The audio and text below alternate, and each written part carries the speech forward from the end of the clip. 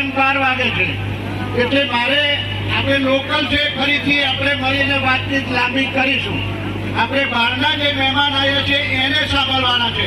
મને તો અનેક વાર સાંભળ્યા છે, પણ પેલી પાર્ટીમાંથી સાંભળ્યા છે, આ વખતે આ પાર્ટીમાંથી. એટલે ઘણા લાંબા સમય બાદ આપ સૌના દર્શન કરવાની તક મળી છે.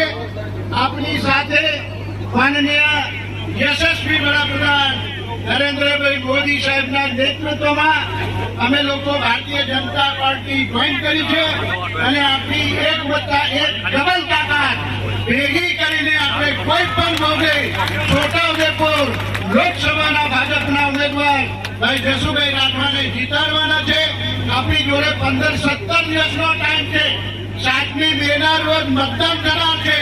એટલે એક પણ કાર્યકર સંગઠનના આગેવાનો, તાલુકા પંચાયત, જિલ્લા પંચાયત, સરપંચો, માજી સરપંચો, તમામ આગેવાનો 15 દાડા 17 દાડા સુધી રાત દિવસ પોતપોતાના ગામમાં અને પોતપોતાના ફળિયામાં મહેનત કરીને સૌથી વધારે જંગી બહુમતીથી જીતાડવા માટે તમે પ્રયત્ન કરશો એવી આ તકે મારી નમ્ર અપીલ અને વિનંતી પણ કરું છું.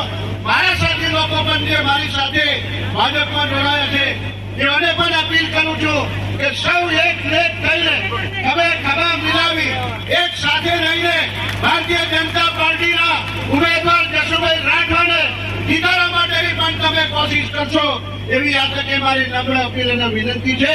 વિશેષ સમય ન લેતા ફરીથી આપ સૌને આજીવન આપણે સૌને આહ્વાન કરું છું કે લોકસભાના ઉમેદવારને દરેક જગ્યાએથી 4 જિલ્લા, 14 તાલુકા, 7 વિધાનસભાની અંદર બહુમતી સૌથી વધારે 6 લાખ કરતા વધારે માર્જિનથી જીતાડવા માટે આપ સૌને નમ્ર પ્રાર્થના અને વિનંતી કરું છું.